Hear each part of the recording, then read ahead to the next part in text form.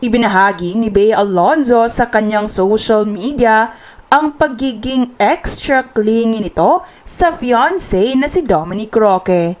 Sa video na ibinahagi ni Bea ay ipinakita nito ang kanyang pagiging emosyonal dahil miss na nito ang fiancé.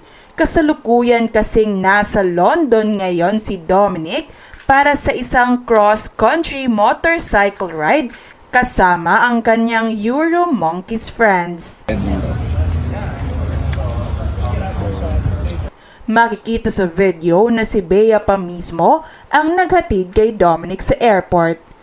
Sa sasakyan pa lang ay very sweet na ang dalawa, lalo na't ilang mga araw din silang hindi magkikita.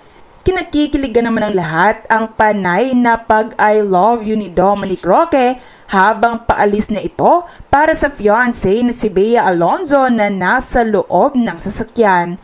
Caption pa ni Bea sa kanyang post, "Missing my favorite human a little extra today.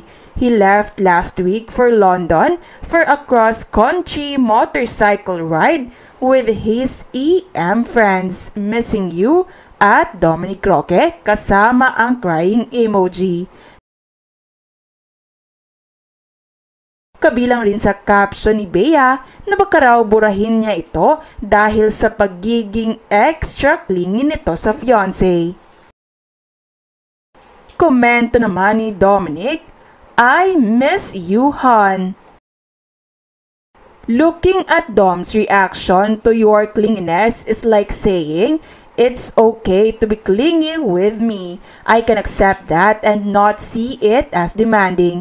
Kasi siya din loves to show affection, family-oriented kayo both with your own family, kaya you are a perfect fit.